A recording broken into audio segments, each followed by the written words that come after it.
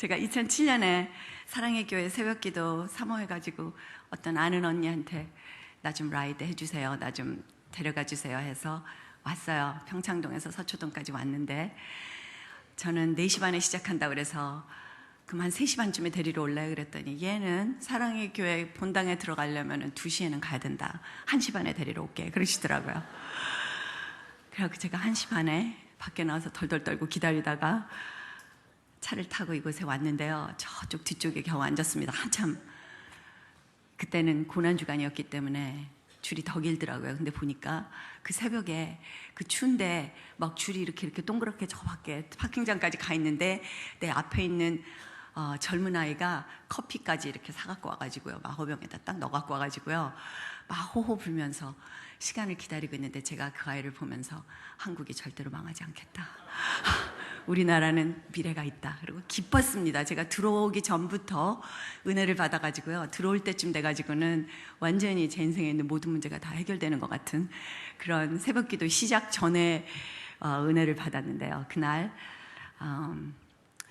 그 순교자의 따님, 손양원 목사님 따님이 자기 아버지의 인생에 대해서 나누실 때 제가 그때 굉장히 힘든 상태에서 왔습니다. 저는 그때 눈이 안 보이던 상태에서, 눈이 난 것 같기는 한데 확신은 없고 뭐 그런 상태에서 저희 어머니 아버지가 한국 의사가 수술을 더 잘하니까 미국에서 안 해준다 그러면 여기 와서 해라, 그래갖고 제가 수술을 해야 될지도 모르겠다 하는 생각을 가지고 왔었어요.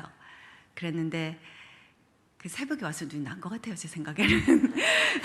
며칠 후에 제가 화요일 날 여기 새벽 기도를 와서 너무 많이 울고 갔습니다. 저는 제가 제 인생에 하나님을 믿고 따라가는 과정에서 빠졌던 게 뭐가 있나 했을 때 그날 아침 새벽 기도를 통해서 헌신하는 그 아침에 새벽부터 나와서 기다리는 그 성도들의 모습, 그리고 그 순교자의 따님이 전해주시는 순교자의 인생, 이런 걸 보면서 내 안에 십자가가 더 있어야 되겠다, 내 안에 순교가 있었으면 좋겠다, 그런 마음을 가지고 그날 정말 은혜 많이 받고 펑펑 울고 돌아갔습니다.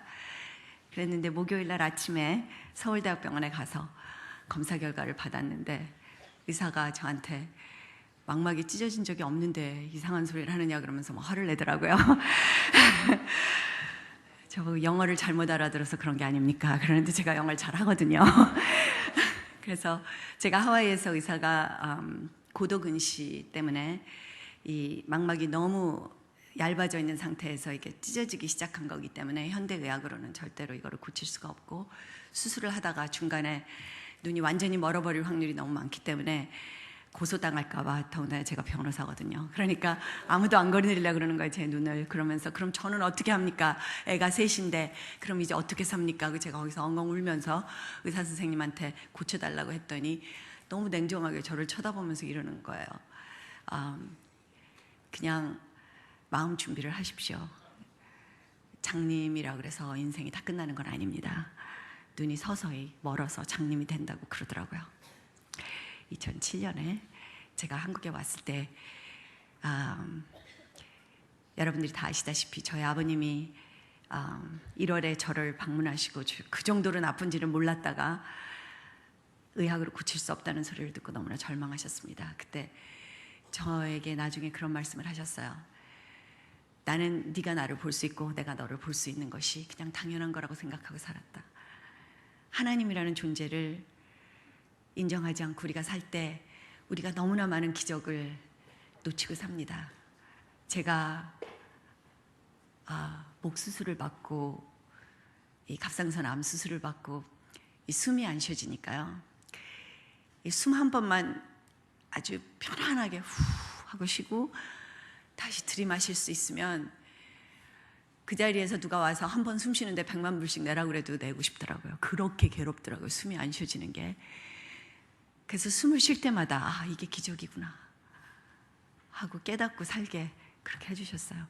눈이 안 보이니까요, 내가 이 옆에 사람 앞에 사람 돌아보면 뒤에 사람이 보인다는 것이 얼마나 큰 기적인가. 내 힘으로 된 것이 아니고 그것이 나를 만들어주신 창조주, 나의 하나님, 나의 아버지가 은혜로 그렇게 보이게 망막에 상이 딱 맺히게, 그리고 그 얇은 망막이 찢어지지 않고 일생을 버틸 수 있게 해주시는 그 하나님의 사랑의 손이 우리 몸 구석구석을 기적으로 붙들고 계시다는 것을 저에게 체험하게 하셨어요. 저희 아버님이 그렇게 기도했다고 하십니다. 저는 기적을 달라고 하지 않겠습니다. 제가 여태까지 기적인 줄 모르고 살았던 나의 딸의 눈, 저 아이가 언제든지 나를 볼 수 있다고 생각했는데 다시 보게 해주시면 하나님이 살아계신 것을 제가 믿겠습니다. 그렇게 기도하셨다고 하셨습니다. 제가 여기 왔을 때 저는 아버지의 사랑을 잘 모르고 아버님을 그렇게 공경해드리지 못하고 그러고 살았어요. 왜냐하면 제가 자라던 그 세대에 굉장히 혼동된 세대였기 때문에 유교 문화가 깨어지면서 미국에 새로운 문화가 들어올 때 헌 것도 버리고 새 것도 아직 받아들이지 못하는 완전 진공 상태에서 제가 자랐던 것 같아요. 그래서 굉장히 혼동된 상태에서 어디까지 아버지의 사랑을 기대해도 되는지, 어쩌다 보는 미국 문화에서 나오는 그 미국 영화에서 나오는 아버지를 보면 막 아이들을 끌어안아주고 막 사랑한다 그러고 그러는데 나도 저런 사랑을 받고 싶은데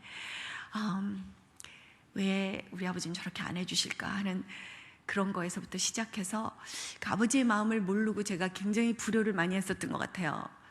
어렸을 때는 공부만 하면 잘한다고 그러니까 저는 공부만 해드리고 성적만 잘 받으면 나는 무슨 벼슬을 한다고 생각을 했었던 것 같아요. 그래서 감사함을 모르고 살았던 것 같아요, 제가. 그런데 최근에 하나님께서 저에게 주신 가장 큰 기적 중에 하나가 아버지와 딸의 관계, 그 세대 간의 관계를 지금 완전히 회복시켜 주시는 것. 그 거듭난 아버지와 거듭난 딸의 사랑이라는 게 참 세상에서는 알 수 없는 사랑이더라고요.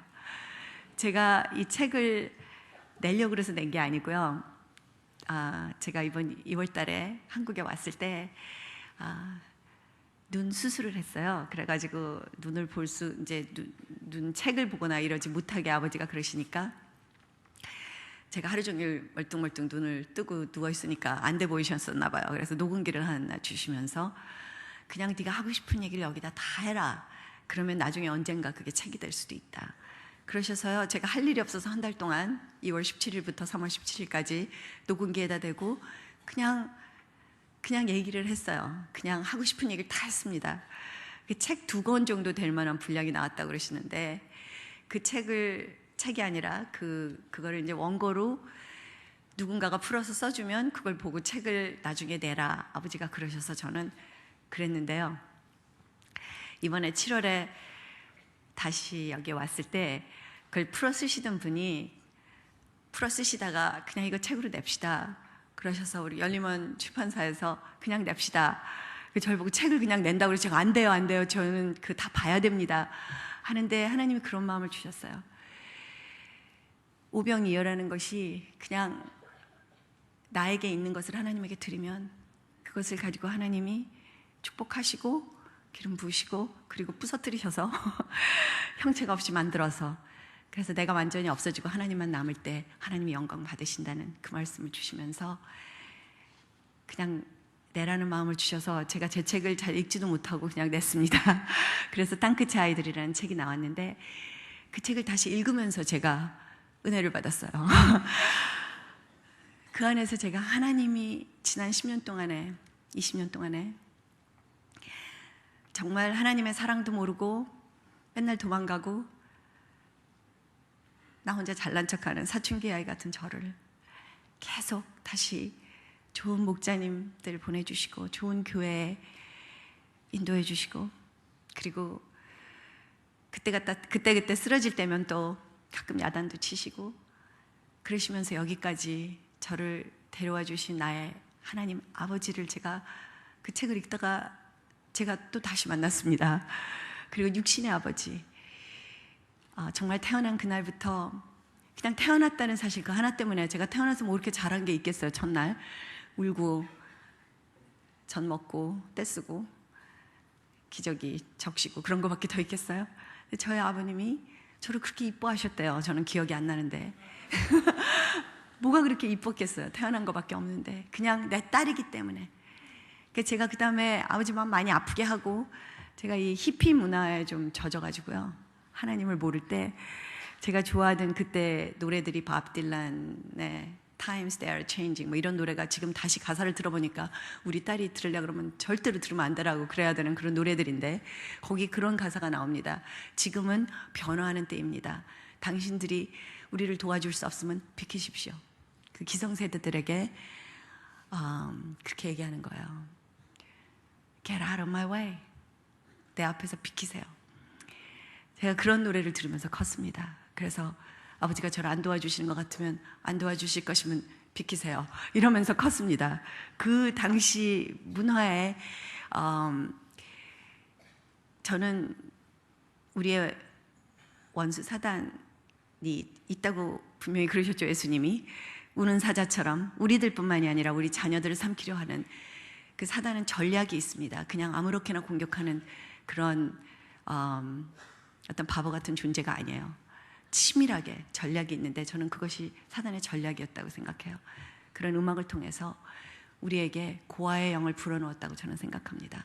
너는 너의 아버지가 도와주지 못해. 네 아버지 믿다가는 너는 큰일 나. 그러니까 네 혼자 일어나서 지금 이 변하는 세대에 니네 아버지는 구식, 옛날 생각을 가지고 있기 때문에 너에게 방해가 될 거야. 너를 사랑해주지 않잖아. 네가 원하는 방법대로 너에게 다 해주지 않잖아. 그러니까 아버지 필요 없어. 네가 네 인생을 찾아.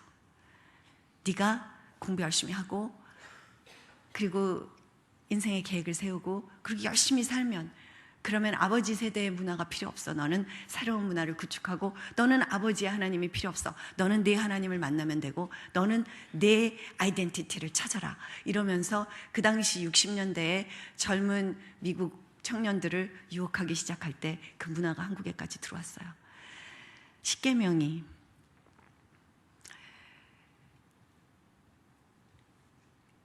법정에서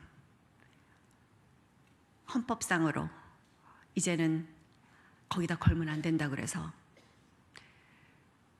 내려왔습니다. 기도가 학교에서 이제는 그렇게 하면 미국 법에 걸린다고 해서 쫓겨났어요. 그것이 다 60년대에 일어난 일입니다.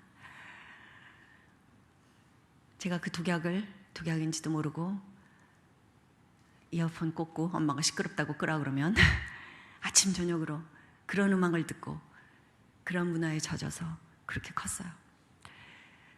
그래서 저에게 들어온 그 고아의 영이 떠나질 않았어요. 제가 예수님을 영접하고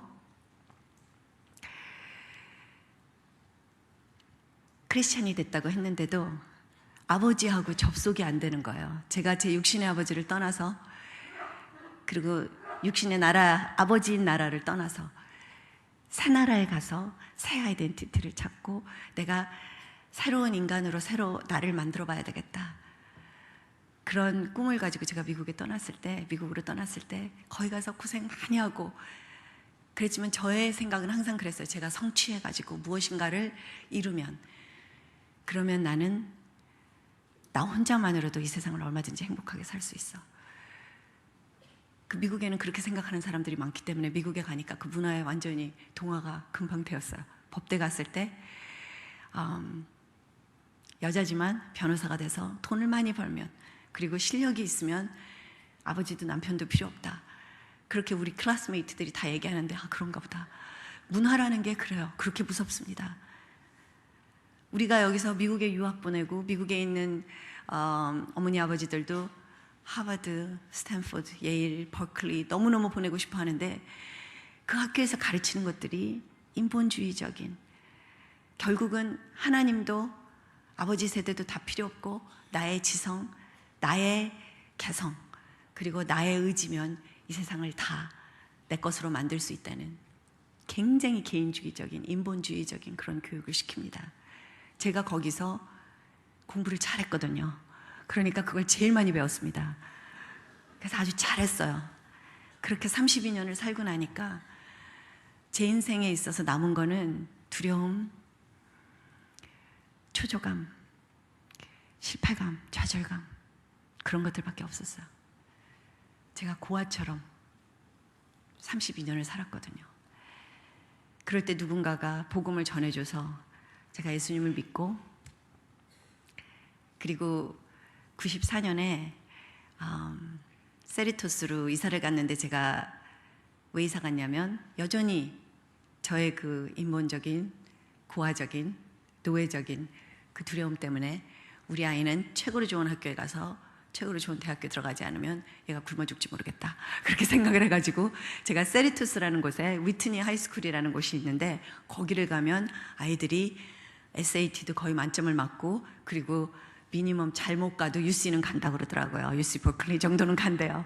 그래서 제가 맹모 삼천지교처럼요, 그러면 그리로 가자. 그래서 헐리우드에 있는 멋있는 집을 버리고 아이를 교육을 시키겠다고 교육열로 세리토스라는 곳에 제가 이사를 갔는데, 지금 생각하면 제가 92년에 구원받고 저도 알지 못하게 저는 싫다고 밀어내고 있었지만, 제 아버지가 되신 하나님, 예수님으로 인해서 저를 자녀 삼아 주신 하나님이 저를 인도하신 첫 번째 출애굽기가 제가 세리토스에 가게 된 건 것 같아요. 저는 나쁜 동기로 간 건데, 뭐 나쁘기까지는 않겠지만 세상적인 동기로 간 건데, 그곳에 갔을 때 94년에 아이를 이제 학교를 넣어야 되니까 새 학기가 시작되는 방학 때 6월 달에 서둘러서 새를 얻어서 이사를 갔습니다. 제가 얼마나 한국 엄마 치맛바람이었냐면요, 제 집이 LA 헐리우드에 있었는데 그 집을 새를 주고 당장 집을 살 수는 없고, 왜냐면 얘가 위트니 떨어지면 다시 이사 가야 되잖아요. 그러니까 그 시험을 볼 때까지는 거기 살아야 된대요. 그래서 거기 가가지고 남의 집을 새를 얻어가지고 이사를 갔습니다. 그래서 마음이 좀 공고한 때였어요. 굉장히 힘들었습니다. 그런데 교회를 찾아야지, 지금 세리토스로 이사 왔으니까. 그런데 제가 이렇게 얘기했습니다. 제가 고아였다고 그랬잖아요. 나는 참견 받는 게 싫습니다. 나는 신방 오면 곤란합니다. 그리고 교회가 너무 커가지고 막 시끄러우면 정신이 없습니다. 그러니까 한 150명 정도 되는 조그만 교회에 신방도 안 오고 그냥 설교만 딱 들으면 집에 가도 되고, 나 참견 안 하고 교제하자고 안 그러고, 이런 교회를 좀 가르쳐 주십시오. 제가 그랬더니 어떤 사람이 그런 교회를 가르쳐 주더라고요. 그런 교회가 있더라고요. 그래서 어디로 가라고 가르쳐 줬는데 주소를 가르쳐 주질 않고 몇 가와 어디 정도에 있는데 물어서 찾아가라는 거예요. 한국식으로. 그래서 제가 아니 그 근처에 한국 교회가 몇 개나 있겠나 찾지. 그리고 국민학교 3학년인 우리 큰아들을 데리고 운전을 하고 파이오니아길을 내려갔다 올라갔다 하면서 이 교회를 찾는데, 이 교회가 있다는 길이 없는 거예요. 어디 가도 찾아도 없는 거예요. 그래서 이 근처에 한국 교회가 있습니까 하고 여러 사람한테 물어봤더니 거기가 인도 사람들이 많이 사는 동네라 I don't know 막 이러는 거예요. 근데 어떤 한 사람이 저 밑에 내려가면 한국 교회가 있는 것 같더라. 그래서 제가 막 늦어가지고 갔는데 그 교회가 제 친구가 가르쳐준 교회가 아니라 사랑의 교회였습니다. 파이오니아하고 사우스에 그 교회가 있었거든요. 그래가지고 막 들어가면서 얘가 별로 큰 교회가 아니라 그랬는데 생각보다는 크네 그러면서 들어갔습니다. 그런데 예배 시간에 늦었어요 제가. 그래가지고 아이를 얼른 국민학교 반에다 집어넣고 막 들어가는데 맨 뒤에 이렇게 들어오는데, 제가 아까 목사님한테 목사님 오늘 모르는 얘기 할 거예요 그랬는데요, 목사님께서 제가 막 들어가는데 갑자기, 그러니까 설교 도중이셨으니까요, 앞에를 저는 모르죠 무슨 얘기였는지를. 그런데 제가 들어가서 앉으려고 그러는데 소리를 막 지르시는 거예요. 그래서 제가 깜짝 놀라갖고 쳐다봤습니다. 제가 들어와서 소리를 지르시나 하고. 그랬더니 뭐라고 소리를 지르시냐면, 왜 그렇게 아버지의 마음을 여러분들은 모르십니까? 아버지는 여러분들 보고 잘하라 그러는 게 아닙니다. 그냥 집으로 돌아오기만 하면 됩니다. 돌아오시면 됩니다. 아버지는 오늘도 탕자가 돌아오기를 기다리고 계십니다. 근데 제가 그때 아마 하나님의 음성을, 성령을 처음 체험한 것 같아요. 저에게 하나님께서 그 본당에 가득 찬 사람들은 다 어디로 사라지고, 하나님 아버지께서 저에게 그냥 나는 내가 집으로 돌아오기를 원한다, 나는 내 딸이 집으로 돌아오기를 원한다, 이렇게 말씀하시는 것 같이 느껴져서 이유도 없이 그냥 눈물이 펑펑 쏟아지기 시작했어요. 그리고 편했어요. 여기가 편하다, 아버지의 집이다 여기가. 그러면서 그동안 이민 생활하면서 나 혼자 아버지 참견도 싫고 아무 참견도 싫고 나는 똑똑한 애니까 내가 열심히 공부해가지고 내가 내 인생을 찾으려고 내가 좋아하는 사람 만나서 내가 원하는 결혼 생활을 하면 아버지 어머니보다 내가 훨씬 잘 살 테니까 두고 보세요 이러고 제가 인생을 살았거든요. 그런데 그 인생이 그렇게 좋은 인생이 아니더라고요. 지치고 찢기고 너무너무 피곤했어요. 쉼이 없었어요. 그런데 제가 안식이라는 게 이런 거구나, 참 좋다 하는 평강을 처음 체험했던 것이 실수로 들어왔던 사랑의 성전에서 제가 처음 그 하나님의 임재하심을 느꼈습니다. 그래서 나중에 알고 봤더니 제가 가려던 교회가 아니었는데 그 교회가 저의 홈처치가 됐어요. 그 다음 주에 아침에 일어났는데 빨리 가고 싶더라고요. 그래서 일찍 가가지고 맨 앞에 앉아서 오늘도 지난번에 느꼈던 그 느낌이 나에게 올래나 하면서 제가 신앙생활을 시작한 것이 94년 세리토스에서 사랑의 교회 오정현 목사님 남가주 사랑의 교회에서 제가 신앙생활을 시작했습니다. 근데 조금 있었더니 특별 새벽 기도라는 걸 시작한다고 그러시더라고요. 처음으로 94년에 40일을 하시겠다는 거예요. 그 제가 속으로 그랬습니다. 저거는 집에서 노는 여자들, 할 일 없는 사람들이 하는 걸 거야. 나는 8시 반이면 출근을 해야 되는데, 제가 1시간 운전을 해가지고 가는 거리에서 그때 검사 생활을 하고 있었는데 아이들 둘, 우리 셋인데 어린아이가 둘이었어요. 그러니까 2살짜리 우리 진성이 그리고 갓난애기 진영이 데리고 쩔쩔쩔쩔 매면서 직장 생활을 하던 때라 저는 못해요. 그냥 그렇게 생각하고 이 어나운스먼트를 하시는데 저건 딴 사람들 일이야 그러고 그냥 집에 갔습니다. 그런데 그 주에 제가 집에서 우리 아들, 큰아들, 둘째 아들이 저를 너무 힘들게 했어요. 우리 큰아들이 이제 위트니에는 붙어서 중학교를 들어갔는데 중학교를 딱 들어가더니 이 아이가 마치 무슨 스케줄에 있는 것처럼 14살 생일날부터 반항을 시작을 하더라고요. 말을 안 듣는 거예요, 얘가. 그래서 얘하고 막 싸움하고 지치고 힘들고 직장도 힘들고 갓난애기들 봐야 되고 그래서 굉장히 힘든 일주일을 보내가지고 제가 너무 정신이 없어서 그 미국에는 데일라이트 세이빙스 타임이라는 게 있습니다. 갑자기 시간을 1시간을 늦췄다 또 이르게 했다 그래서 사람을 정신을 빼놓는데 제가 보통 때는 시계를 딱 맞춰놓거든요. 그 전날. 그런데 보통 일요일 날 아침에 시간을 바꿉니다. 월요일 날 바꾸면 지각할까봐. 그래서 제가 그날 시간이 바뀐 거를 몰랐어요. 정신이 하나도 없어가지고. 그래서 아이들 막 야단쳐가면서 옷 입혀가지고 정신없이 셋을 데리고 갓난애기까지 안고 성전회를 저는 열심히 일찍 가서 앞에 앉아있는 버릇이 있었는데 그날은 들어갔더니 꽉 차 있어요. 그래서 이상하다. 그리고 뒤에 앉았더니 이미 예배가 시작됐길래 오늘 왜 예배가 벌써 시작됐지? 이상하네. 그리고 앉으려고 그러는데 시간이 바뀐 걸 몰라가지고 또 똑같은 일이 일어났습니다. 제가 성전에 들어가자마자 오정현 목사님이 또 소리를 지르시는 거예요. 그런데 나는 정말 사춘기 아이들을 이 험한 미국에서 기르면서 아침에 잠을 자는 엄마들이 나는 이해가 가지 않습니다. 용기가 저는 존경스럽습니다. 어떻게 잠이 옵니까? 그래서 또 제가 세상과 나는 간 곳 없고 하나님이 저에게 말씀하시는 거를 들렸어요. 너는 왜 자니? 지금 사춘기 아이가 너 힘들다며. 제가 지금 너 말 안 듣는데 아침에 내려주면 데리고 올 때까지 뭐 하는지 어떻게 하니? 그런데 어떻게 다리 뻗고 잠이 오니? 나는 나에게 와서 부르짖으라. 그러면 내가 너의 아이를 지켜주리라. 이렇게 하나님이 말씀하시는 소리를 제가 또 1대1로 들었습니다. 그날. 그래가지고 저도 모르게 오지 뭐 그랬습니다. 근데 그것이 그 다음날부터 새벽기도 시작하니까 특히 사춘기 애들 기르는 엄마들은 빠지지 말고 오라고 말씀하신 거였어요. 40일 특세를 시작하셨는데 진짜 40일을 하시더라고요. 주중까지.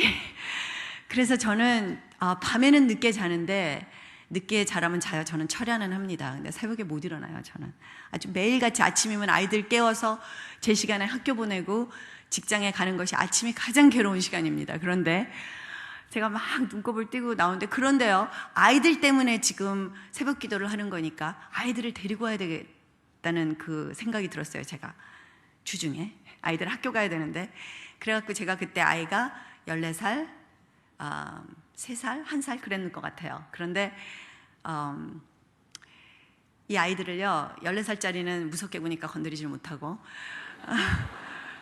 이 4살짜리, 1살짜리, 3살 반이었던 것 같아요, 우리 진성이가. 얘네들을요, 밤중에 옷을 다 입혀갖고 재웠습니다. 아침까지 먹여갖고 재웠어요.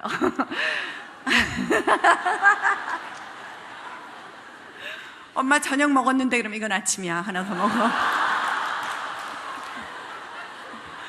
얘네들이요, 아이들일 때 잡아야 됩니다. 왜냐면 그 나이 때 애들은요, 엄마가 하면 그냥 말을 들어요. 오케이. 그리고 먹고 옷 입으라면 옷 입고 자더라고요. 신발까지 다 신겨가지고.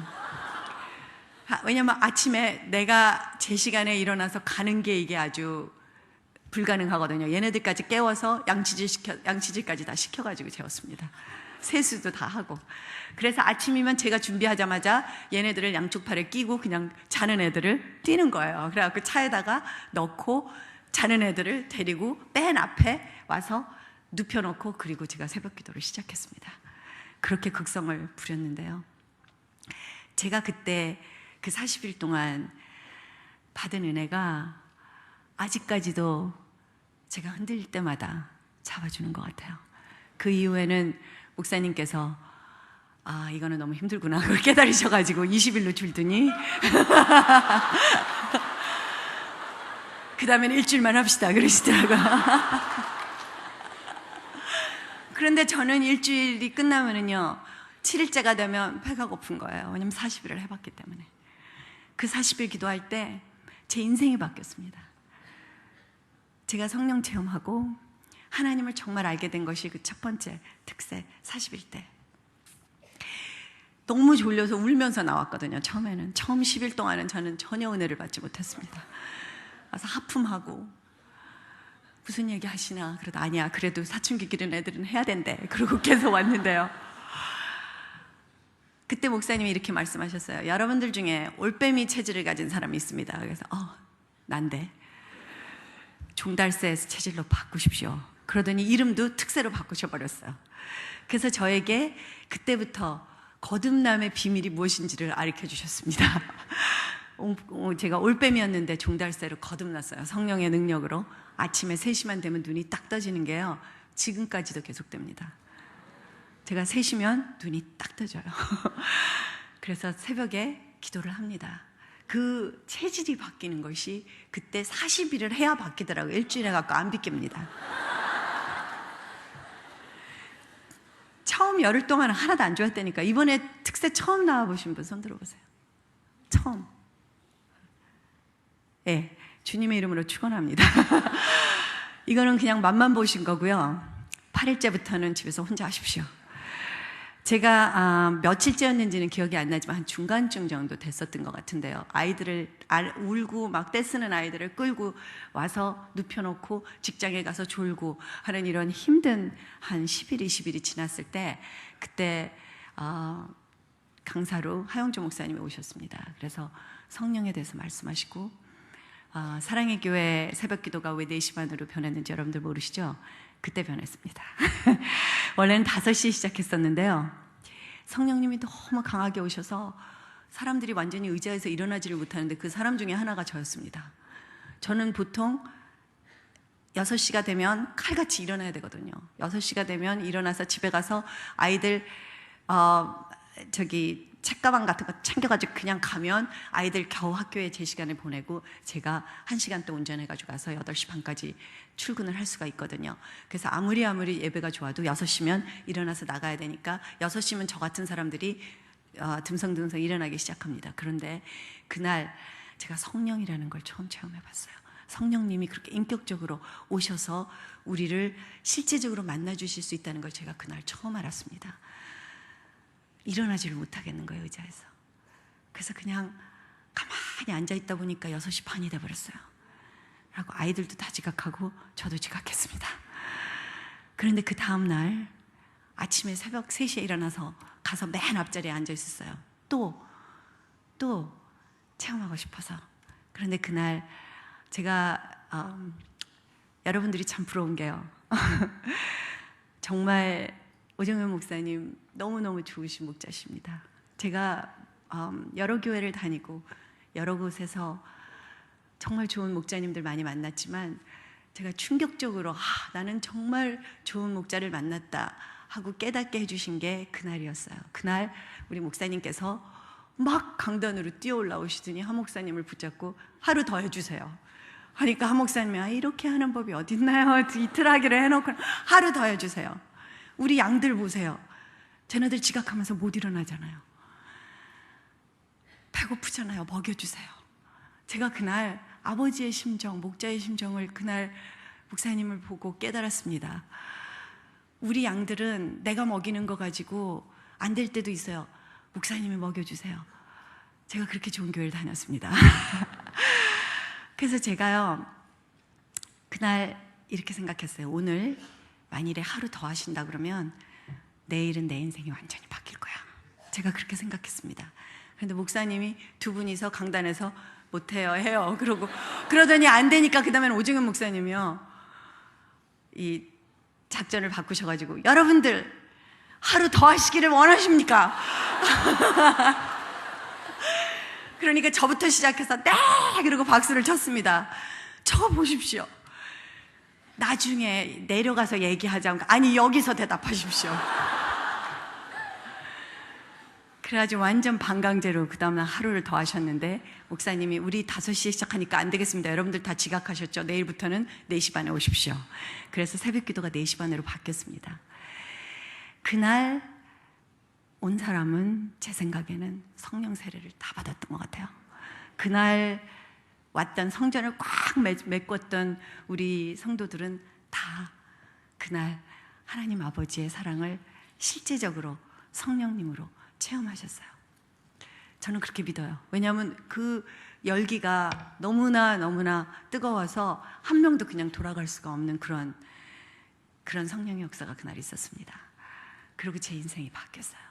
제가 94년에 성령 체험을 하고 물이 포도주가 변하는 것처럼 제 인생에 예수님께서 실제적으로 오셔서 참견하시고 이끌어주시고 그리고 제가 완전히 정권 이양해서 2002년에 시간이 좀 오래 걸렸습니다. 당신은 나의 왕이시고 당신은 나의 인생을 완전히 주관하시는 이제는 내가 산 것이 아니고 내 안에 당신만이 사십니다 하고 제가 완전히 주님께 제 인생을 드리기까지 저의 신앙의 여정이 시작된 날이 그날이었습니다. 성령 체험을 하고 나니까요 제일 먼저 일어나는 일이 기쁘더라고요. 그냥 이유도 없이 기쁜 거예요. 그러고 사람들이 사랑스럽더라고요. 그래서 2주일 동안 제가 하루 종일 웃고 다녔습니다. 그냥 나뭇잎만 흔들리는 거 봐도 막 너무 좋은 거예요. 뭐가 좋아요? 그러면 살아있다는 게 좋습니다. 나뭇잎이 저렇게 파라는 걸 처음 봤네요. 하나님이 보이기 시작하고 하나님이 아버지로 나에게 느껴지기 시작하려면 나의 영이 거듭나야 해요. 예수님이 너희들이 거듭나지 않으면 하나님의 나라를 볼 수도 없고 들어갈 수도 없다고 하셨습니다. 제가 거듭나기 시작한 날이 그날이었던 것 같아요. 그리고 아무 일이 일어나도 겁이 안 나는 거예요. 그리고 남들이 상처를 줘도 그 사람들이 사랑이 되더라고요. 그 2주일, 딱 2주일 같습니다. 그랬는데 왜냐하면 저에게는 그때 말씀에 이런 어떤 기초라든지 나중에 제자훈련을 다음에 저는 성령 체험을 먼저 하고 제자훈련을 그렇게 제자훈련하라고 그러는 교회인데 제가 미꾸라지처럼 이렇게 빠지고 저렇게 빠지고 저는 바빠서 못합니다. 아이가 많아서 못합니다 하고 4년을 도망 다니다가 제가 98년에야 제자훈련을 했거든요. 그래서 저에게 어떤 그런 기초가 없는 상태에서 그냥 체험적으로 성령 체험을 했기 때문에 딱 2주가 지나니까 그 바위에 씨가 떨어졌던 것처럼 조금만 어려운 일이 있으니까 그냥 그 기쁨을 잊어버렸어요. 나중에 다시 그것을 찾는데 너무나 오랜 시간이 걸렸습니다. 제자훈련과 사역훈련과 말씀 훈련을 통해서 제가 준비가 되었을 때 두 번째로 하나님께서 다시 성령을 부어주셨을 때는 그때는 그 안에서 완전히 제가 육신이 죽고 저는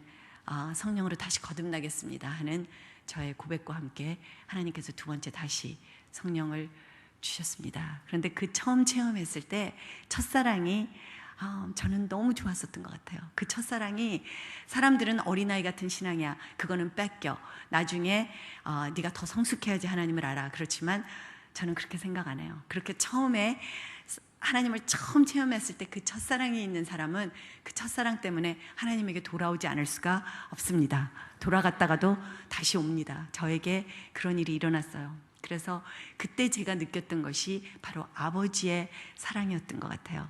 너무너무 안전한 느낌이 드는 거예요. 그때까지는 제가 막 문도 3번을 잠그고 그러고 나가야 될 정도로 두려움이 많았습니다. 세리토스는 도둑이 많다는데, 아이가 차를 타고 나가면 얘가 제자리에 돌아올 때까지 걱정하는 거예요. 나갔을 때부터 걱정도 많고 근심도 많고, 그리고 제가 항상 자신이 없었습니다. 그러니까 남이 뭐라 그러면 다 상처가 되는 거예요. 남이 뭐라 그러는 말마다 다 안테나에 걸려가지고 자기도 내 입장이 돼버렸지 이러면서 삐지기를 잘했어요. 제가 아주 선수처럼 잘 삐졌습니다. 그리고 기쁨이 없었어요. 항상 억울하고 분하고 화나고, 그것이 고아의 영의 특징입니다. 그런데 성령이 오셔서, 아버지의 영이 오셔서, 엘리야의 영이 오셔서 제 마음을 그 자리에서 완전히 바꿔주실 수 있다는 첫사랑의 체험을 제가 하니까 한 2주 동안은 근심, 걱정, 두려워하던 마음이 완전히 없어지면서 제가 여유가 생기는 거예요. 아버지가 있으니까. 이제는 괜찮아, 괜찮을 거야 이러면서 여유가 딱 생기고 두려움이 없어지더라고요. 그리고 두 번째는 사람들이 와서 저를 상처를 줘도 그 사람 안에 있는 상처가 보이는 거예요. 그러면서 저 사람이 나보다 상처가 더 많은가 봐. 그리고 제가 이렇게 위로를 해주고 아주 이러는 여유가 생기는 거예요. 그냥 아버지가 있으니까. 이 사람이 나를 사랑 안 해줘도 난 아버지한테 사랑받으면 되니까. 그리고 그냥 좋은 거예요. 아침부터 저녁까지 그냥 웃고 다녔어요. 아버지가 있으니까. 그것이 엘리야의 영, 아버지의 영이에요. 그것이 아버지의 마음으로 나를, 아들을 돌이키게 해주는, 접속을 시켜주는, 그것은 성령의 역사가 없이는 이루어질 수 없다는 것을 제 체험으로 제가 여러분들에게 고백하고 싶습니다. 제가 그때 그 성령 충만했던 그 2주일 사이에 추수감사절이 됐어요. 그래서 특별 새벽기도 잘 끝내고, 그리고 아주 좋은 상태에서 시집이 있는 먼 산호세라는 곳에 갔다 왔더니요, 도둑이 들어와가지고요 집을 완전히 다 엉망을 만들어 놓은 거예요. 그리고 제가 그때 시민권, 조금 있는 돈, 중요한 서류, 엄마한테 아빠한테 결혼하면서 받았던 폐물들, 나한테 중요한 것들을 다 이쁘게 싸가지고 금고에다가 잘 넣어놨거든요. 그랬더니 금고를 완전히 다 가져가 버린 거예요. 집에 와 보니까 가장 소중한 것들이 다 없어진 거예요. 그러니까 그때 우리 둘 다 변호사였는데, 저는 검사고 우리 남편은 변호사였는데, 우리 남편이 우리 이 집에 이사 온 지 얼마 안 돼가지고 지금 아직 인슈런스 그 바인더도 아직 못 받았는 상태인데 이게 다 훔쳐갔으니 우리는 이제 망했다는 거예요. 막 난리가 난 거예요. 근데 저는 기분이 좋은 거예요. 괜찮아, 나쁜 일 아니야. 그랬더니 우리 남편이 어떻게 이게 나쁜 일이 아니야? 몰라, 나쁜 일일 리가 없어. 특별 새벽기도 기간에 일어난 일은 나쁜 일일 수가 없어. 이거 좋은 일이야. 그랬더니 깜짝 놀라더라고요. 우리 남편이 깜짝 놀라면서, 제가 정신이 돌았든지 아니면 뭔가 있든지 둘 중에 하나다. 그런데 그때 제가 처음 기적이라는 걸 체험했어요. 제가 이렇게 여유가 생기고요, 넉넉한 마음에서 전혀 두렵지가 않고, 또 그냥 아침에 일어나면 도둑 맞았던 것도 잊어버리고 그냥 찬송가가 막 나오는 거예요. 내가 매일 기쁘게 술래가. 우리 남편이 보면 너는 노래가 나오냐 지금? 근데 제 거가 제일 많이 없어졌거든요. 제가 폐물이 많았어요. 우리 어머니가 시집 간다고 자기가 가지고 있던 거 다 준 것까지 합해가지고 많았어요. 그게 다 없어졌는데, 이게 없어졌을 리가 없어, 막 이런 그 어떤 이상한 그런 믿음이 생기는 거예요. 일주일 만에 이 우리 보험회사에서 연락이 왔는데, 이 사람들이 뭐라 그러냐면, 원래 그 보험 들 때 현금과 보석은 빼는 거래요.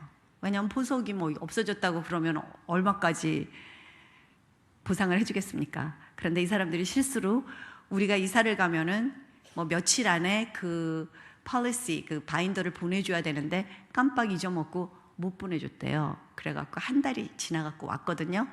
우리가 늦게 받았는데 거기 보니까 현금과 보석은 안 됩니다 이렇게 써 있더라고요. 그래갖고 이거는 우리는 이번에 하나도 보상을 못 받겠구나 했는데 자기네들이 그냥 전화를 해가지고요, 우리가 변호사라는 걸 어떻게 알았나 봐요. 너무너무 사과를 하면서 한 달이나 넘게 돼가지고 우리가 바인더가 갔으니까 이번에는 예외로 모든 현금과 보석을 보상해 드릴 테니까 얼마였는지 우리에게 청구서를 보내십시오. 제가 나쁜 사람 같았으면요, 그런데 그때 저에게 와, 이게 하나님이 정말 살아계시구나, 내가 기뻐하고 찬양하고 두려워하지 않으니까 내가 상상하지 못하던 일이 일어나는구나. 그때 저에게 하나님을 경외하는 마음이 생겼어요. 하나님이 정말 계시다. 근데 이분이 정말 능력이 있고 거룩하시고 나하고는 틀린 분이신데 이분은 막대하면 안 되겠구나. 그래갖고 딴 때 같았으면 제가 유혹은 왔을 것 같아요. 사람이 유혹은 올 수가 있잖아요. 유혹은 오죠, 그렇죠? 제가 대강 해봤을 때 거기서 한 1, 2만 불 더 써가지고 주면 자기네들이 뭐 어떡할 거야, 그럼 이거 가지고 헌금하지 뭐, 그런 생각이 들죠. 그런데 이 성령에 취해 있을 때는 그게 안 되더라고요. 엘리야의 영이 와야 하나님 아버지가 어떤 분이신지를 깨닫게 됩니다. 그 성령 안에서 이분이 얼마나 거룩하시고 지존하시고 정말 예배를 받아야 될 존재이신지, 그런데 이분이, 내가 경외하는 이분이 나의 아버지가 되신다는 것, 이것이 우리에게 깨달아지는 것이 진정한 구원이라고 생각해요. 우리의 자식의 마음이 온전히 아버지에게로, 아버지인 하나님에게로, 그런데 아버지임을 인정할 뿐만이 아니라 그분을 경외하는 마음이 함께 우리에게 임할 때, 그때 우리가 하나님의 자녀로서 이 세상에서는 상상할 수도 없는 하나님의 나라의 모든 유업을 지금 누리고 살 수 있는 기적이 일어나는 것입니다. 만군의 여호와가 이르노라, 말라기 4장 1절. 보라, 극렬한 풀무불 같은 날이 이르리니 교만한 자와 악을 행하는 자는 다 초계 같을 것이라. 하나님이 이렇게 무서우신 분이십니다. 하나님이 이렇게 능력 있고 거룩하신 분이세요. 그 이르는 날이 그들을 살라 그 뿌리와 가지를 남기지 아니할 것이로되, 그런데 내 이름을 경외하는 너희에게는 의로운 해가 떠올라서 치료하는 광선을 바라리니 너희가 나가서 외양간에서 나온 송아지같이 뛰리라. 또 너희가 악인을 밟을 것이니 그들이 나의 정한 날에 너희 발바닥 밑에 재와 같으리라. 만군의 여호와의 말이니라. 보라, 여호와의 크고 두려운 날이 이르기 전에 내가 선지 엘리야를 너희에게 보내리니 그가 아비의 마음을 자녀에게로 돌이키게 하고 자녀들의 마음을 그들의 아비에게로 돌이키게 하리라. 돌이키지 아니하면 두렵건대 내가 와서 저주로 그 땅을 칠까 하노라. 이렇게 말씀하셨습니다. 그리고 3장 10절에서 3장 10절이 아니고 16절에서 그때 여호와를 경외하는 자들이 피차에 말하매 여호와께서 그것을 분명히 들으시고 여호와를 경외하는 자와 그 이름을 존중히 생각하는 자를 위하여 여호와 앞에 있는 기념책에 기록하셨느니라. 만군의 여호와가 이르노라, 내가 나의 정한 날에 그들로 나의 특별한 소유를 삼을 것이요 또 사람이 자기를 섬기는 아들을 아낀같이 내가 그들을 아끼리니 그때 너희가 돌아와서 의인과 악인이며 하나님을 섬기는 자와 섬기지 아니하는 자를 분별하리라. 이렇게 말씀하셨습니다. 여러분들 기적을 원하십니까? 여러분들 인생에 홍해가 갈라지기를 원하십니까? 여러분들 남들에게는 없는 능력과 권세가 여러분들의 임하기를 원하십니까? 하나님의 자녀가 되면 이 모든 것들이 그 자리에서 주어집니다. 하나님의 자녀는 엘리야의 영이 임하여서 내 멀었던 눈이 떠서 나의 아버지라는 하나님이 어떤 분이신지, 얼마나 그 악인에게는 얼마나 그 자리에서 초계같이 없앨 수 있는, 지금 여러분들을 괴롭히는 불치 병이 있어요? 여러분들 자녀들을 훔쳐간 세상의 영이 있습니까? 그 영들이 커 보이세요? 무서워 보이세요? 우리 아버지가 일어나시면요, 시편 68편에서 말하셨습니다. Let God arise. 하나님이 일어나십시오. 하나님이 그 자리에서 일어나시기만 하면 그들은 완전히 먼지처럼 없어집니다. 촌농처럼 녹아버립니다. 그렇게 능력 있으신 하나님이 우리의 하나님이세요.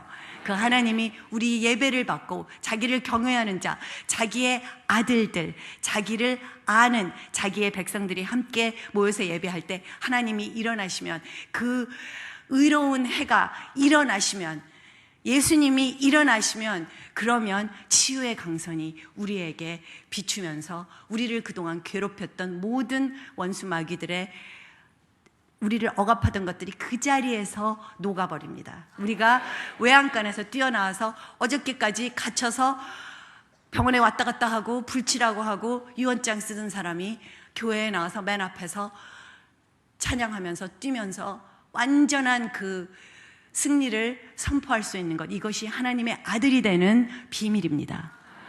하나님의 자녀가 되는 권세를 주셨다고 하셨어요. 나를 경외하는 자는 이 심판의 날이 임할 때, 그리고 이 무서운 이 마지막 날에 그 모든 여태까지 우리가 생각하지도 못했던 흑암이 와서 이 땅을 다 덮을 때, 이사야서 60장에서 말씀하신 것처럼 너희들은 일어나라, 너희들은 빛을 발하라, 나의 영광이 너희에게 임하였도다 하는 하나님의 자녀들이 지금 구별되는 때입니다. 이제는 종교적으로 하나님이 누구인지 모르고 상전을 섬기는 종처럼 두려워하면서 하나님과 종교적인 관계를 맺었던 사람들은 구별되는 때가 지금 이곳에 이미 임했습니다. 안 돼요. 그거 가지고는 이 흑암을 이길 수가 없습니다. 진정한 거듭난 하나님의 자녀들, 하나님의 영으로 예배하고 하나님의 영으로 경외하는 자들, 하나님이 말씀하시면 제 인생을 바쳐서 지금 바로 하나님이 하시라는 대로 저는 하겠습니다 하고 자기의 모든 인생을 주님에게 드린 하나님의 자녀들, 그 자녀들에게는 치유의 광선이 일어나서 지금 바로 이 세상에서 절대로 있을 수 없다 그러는 일이 일어난다고 그렇게 말씀하셨습니다. 그 엘리야의 영을 제가 처음 체험한 것이 94년 남가주 사랑의 교회 40일 특별 새벽 기도 때였습니다. 오늘 여러분들에게 그 엘리야의 영이 임하기를 원합니다. 하나님은 우리가 하나님의 자녀로서 관계가 회복되자마자 제일 먼저 원하시는 것이 우리의 육신의 아버지 세대와 자녀의 세대가 화해하는 것입니다. 그것이 하나님이 아버지라는 것을 인정해드리는 우리의 순종 중에 가장 첫 번째라고 저는 생각해요. 하나님께서 저에게도 그렇게 하셨습니다. 제가 아버지 하나님과 저의 관계가 회복되자마자 하나님 당신이 나의 아버지십니다. 그러므로 이제는 제가 하나님 아버지께서 하신 말씀을 다 믿겠습니다. 아버지가 얼마나 좋으신 아버지인데 제가 아버지를 공경하고 사랑함으로 채찍에 맞았으니 나았다고 하면 그냥 믿겠습니다. 제가 이렇게 하나님과 저와의 말씀과 저와의 관계가 회복되기 시작하니까 제일 처음에 하나님이 하시라고 하는 것이, 하라고 하신 것이, 그런데 가서 너의 어머니 아버지와의 관계를 회복해라, 그렇게 말씀하셨어요. 너는 내가 너에게 준 너의 부모를 공경해라. 내가 너에게 준 너의 영적인 부모님들, 영적인 지도자들, 교회, 그리고 너의 먼저 세대에 살았던 하나님의 사람들을 공경해라. 이 공경의 문화가 회복의 문화입니다. 우리는 상처 주는 문화에서 살았어요. 우리의 아버지를 무서워하고 그 아버지는 아버지를 무서워하고 두려워하고 마치 종처럼 고아처럼 그렇게 살았습니다. 그런데 이제 하나님께서 내가 너의 아버지 되었으니 너는 너의 아버지 어머니를 공경하라고 명령하십니다. 그것이 sonship이에요. 하나님의 자녀 되는 것은 우리 육신의 아버지 어머니, 그리고 우리의 지도자들, 또 우리가 존경하라고 하나님이 우리에게 주신 자들에게 하나님을 경외하는 마음을, 그분들을 존경함으로써 나타내는 데서 시작된다고 생각합니다. 저는 공경의 문화가 한국 교회에 다시 회복이 되었으면 좋겠어요. 다소 잘못했다고 하더라도 아버지를 공경해 드릴 때, 어머니를 내가 인정해 드릴 때, 우리 어머니 아버지, 육신의 어머니 아버지가 다 잘하신 건 아니에요. 제가 육신의 엄마 아빠로서 우리 자녀들에게 다 잘한 게 아니에요. 욕먹어서 정말 당연한 그런 행동을 저도 많이 했습니다. 그런데 저는 우리 아이들에게 나를 공경해줘. 네가 나를 공경하지 않으면 하나님 아버지와 너와의 관계가 온전할 수가 없어. 하나님이 너에게 예수님을 통해서 주신 그 엄청난 축복이 너희들의 것이 될 수 없어. 이렇게 기도하고 가르칩니다. 오늘 이곳에 엘리야 영이 임해서 여러분들 마음에 여태까지 무섭게 여겨졌던 하나님, 나는 안 고쳐줄 것 같은 하나님, 나를 안 보는 것 같은 하나님에 대한 오해가 풀렸으면 좋겠어요. 그래서 그분이 정말 여러분들을 이토록 사랑하사 자기의 가장 소중한 독생자를 보내서 피 흘려서 찔려서 죽게 함으로써 여러분들의 모든 죄로 인한 여러분들이 해결할 수 없는 문제들, 영적인 괴로움, 혼적인 괴로움, 그리고 육신의 질병들을 주님 하나님께서 다 치유하고 싶어 하시는 당신의 아버지라는 것을 오늘 엘리야 형이 여러분들에게 좀 보여주셨으면 좋겠습니다. 그리고 그 관계가 회복되었을 때 우리 육신의 아버지 어머니에게 받은 상처를 지금 이곳에 하나님의 영이 임할 때 그 안에서 불태워버렸으면 좋겠어요. 이제 그분들을 용서하세요. 이제 그분들을 풀어주세요. 그분들이 몰라서 실수한 거지 여러분들을 사랑하지 않아서 그런 게 아닙니다. 자기들이 부서져서 망가져서 그렇게 한 거지 여러분들을 사랑하지 않아서 상처 준 것이 아니에요. 엘리야 영이 여러분들의 마음을 녹이기 시작하면 하나님의 임재하심 안에는 산들이 촌농처럼 녹는다고 했습니다. 10년씩, 20년씩, 30년씩 내적 치유해도 절대로 녹아지지 않던 상처가 하나님의 성령 안에서는 그 자리에서 촌농처럼 없어집니다. 그러면 아비의 마음이 자식에게로, 자식의 마음이 아비에게로 회복되는 세대 회복의 기적이 임할 수 있습니다. 그것이 우리로부터 시작됐으면 좋겠어요. 왜냐하면 이곳에 오신 분들은 다 엘리야의 영, 성령님에 민감하고 성령님을 사모하는 분들이기 때문에 여러분들이 자녀면 자녀로서 시작하셔서 집에서 가서 아비에게로, 아버지의 세대로 마음을 돌리십시오. 여러분들이 아버지시면 여러분들의 그 엘리야의 영으로 인해서 내가 보지 못했던 자녀들의 아픔, 그리고 자녀들의 그 좋은 점들을 하나님이 보시는 눈으로 보시기 시작하세요. 그럼 아이들이 변합니다. 제가 4분을 더 했는데요. 오늘 정말 이곳에 와서 여러분들하고 이렇게 나누면서 마치 가족들 같고 너무 좋아서 그냥 자유롭게 하라 그러셨으니까 그냥 1분만 더 할게요. 지금 있는 자리에서 여러분들 안에 왜냐하면 구원은 지금이거든요. 치유는 지금입니다. 성령 안에서 일어나는 역사는 지금 아버지, 성령, 그 아들의 임재하심, 두세 사람이 내 이름으로 모인 곳에는 내가 있다고 하신 그 주님의 임재하심, 하나님 아버지의 사랑, 그리고 성령님의 교통하심이 있는 이곳에서 지금 기름 부음이 있을 때 내가 거기에 반응할 때 거기에서 치유도 일어나고 회복도 일어나고 그리고 용서도 됩니다. 제가 여러분들한테 이야기 안 하려고 했는데요. 아버지가 생기면 이렇게 좋습니다. 제가 이번에 한국에 왔을 때 사실은 잠깐 한 달 동안 수술하러 온 거였는데요.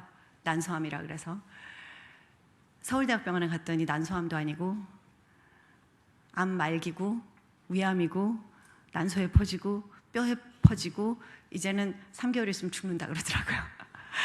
그런데 제가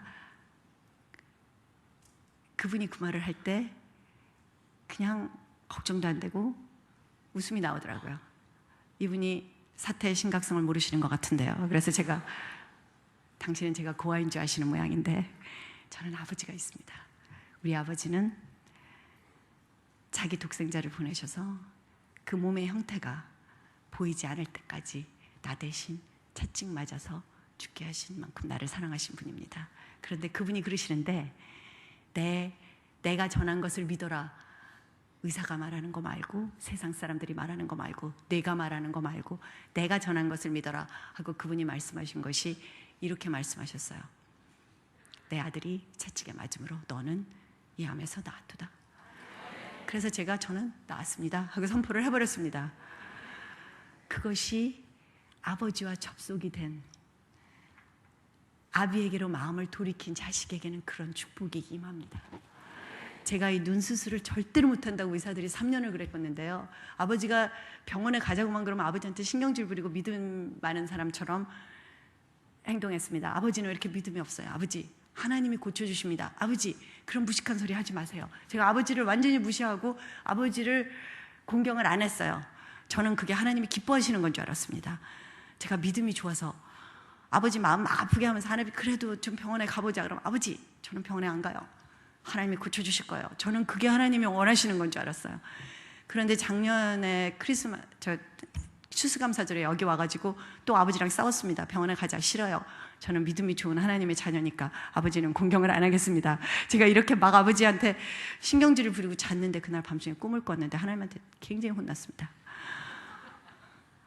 그래갖고 그 다음날 아침에 회개하고 제가 내가 이게 기본이 안 돼 있었구나, 내 신앙생활이. 그래서 아버지, 하나님이 그러시는데 아빠 신앙이 나보다 더 좋대요. 저는 첫 번째 병원에 가갖고 안 된다 그러니까 안 된다고 포기했는데 아버지는 3년이 지나도록 이렇게 굳게 믿고 계시니 얼마나 믿음이 좋습니까? 그럼 가보겠습니다. 제가 그날 처음으로 아버지와의 관계가 회복되고 사과하고 좋은 마음으로 병원에 갔어요. 그랬더니 그 의사 선생님이 해봅시다 하고 수술을 해주시더라고요. 저는 그것이 기적적으로 하나님께서 망막을 붙여주시고 암덩어리가 사라지는 불같은 기적으로 오든지, 아니면 절대로 안 된다고 그런 의학적인 것이 어떤 의사의 손으로 되든지, 그런 것이 중요한 것이 아니라 내가 나의 아버지 하나님과의 관계, 그리고 그분이 공경하라고 하는 나의 아버지와의 관계가 회복될 때 어떤 방법으로든지 하나님의 자녀에 주어진 유업이 내 것이 된다고 생각합니다. 그것이 치유가 그 중에 하나라고 저는 믿고 있거든요. 그래서 저 내려가기 전에 잠깐만 기도하고 내려갔으면 좋겠는데요.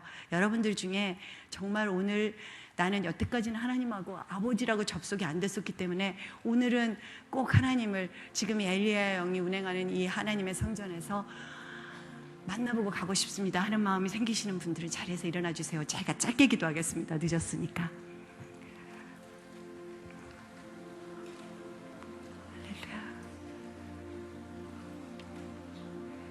할렐루야.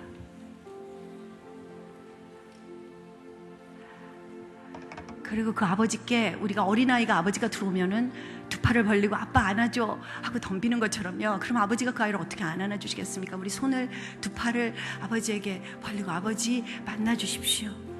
아버지의 영으로 지금 제 안에 있는 모든 상처, 하나님 아버지에게, 육신의 아버지에게 받았던 모든 상처를 지금 이곳에 내려놓겠습니다.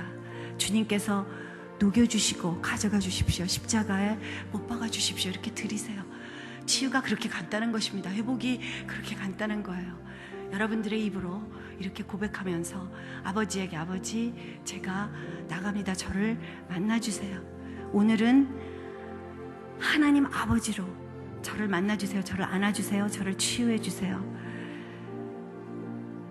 떡을 달라고 하는데 돌을 주지 않고, 생선을 달라고 하는데 뱀을 주지 않는다고 하신 아버지께서 왜 성령을 주시지 않겠냐고 하셨습니다. 오늘 그 엘리야 영을 저에게 부어주세요.